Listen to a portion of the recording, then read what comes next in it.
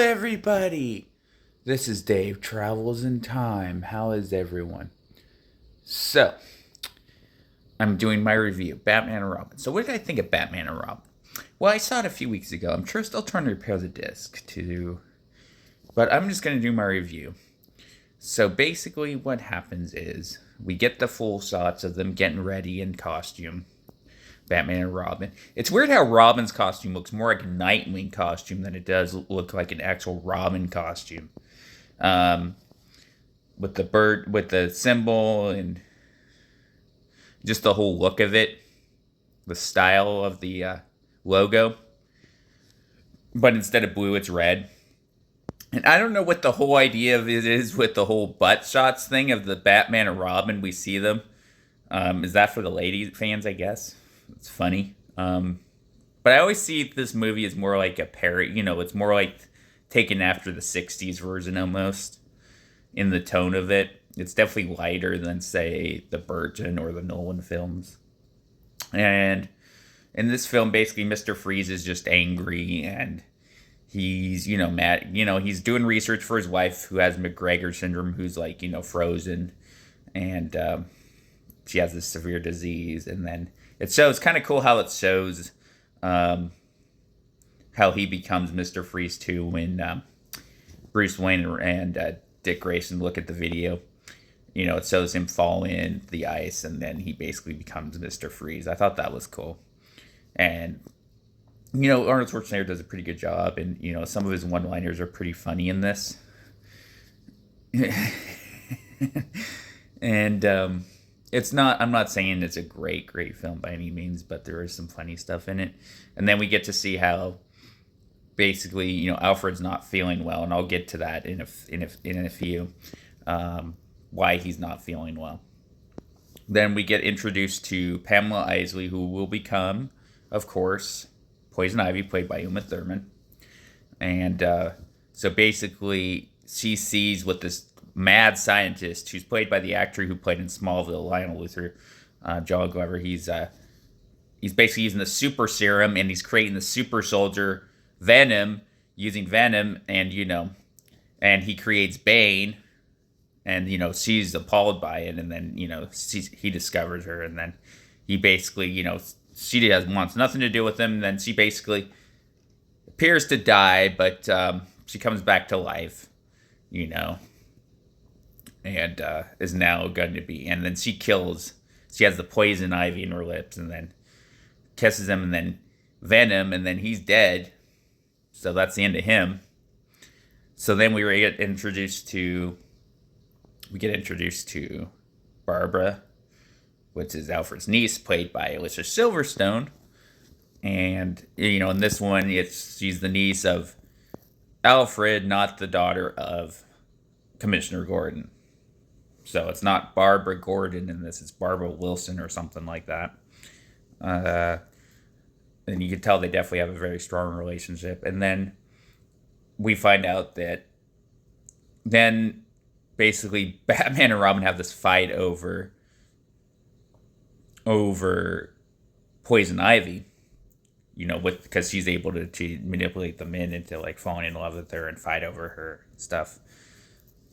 And that's kind of good scenes, and then they're betting money for her and stuff like that, and then Mr. Freeze, ruins the party, bashes the party. It's funny, and then of course she's interested in him now to be like join in as a team. So yeah, I thought the acting does pretty good. For what it is, and I get, why George Clooney, he wants nothing to do, he feels unfortunate that, he's associated with this film, and it's kind of sad he has regret over doing it, and I feel for him. Good actor, though, really good actor, and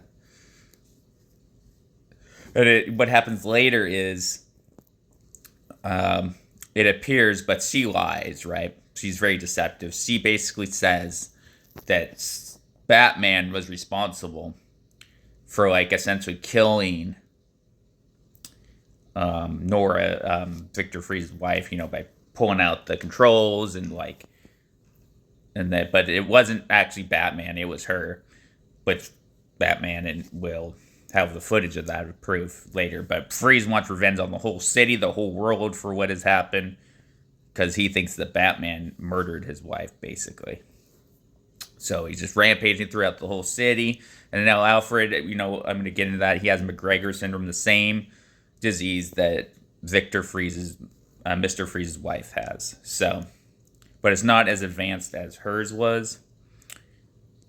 So they have a battle, but they want to find a cure. So they battle through Mr. Freeze, and then basically what happens is, Poison Ivy, basically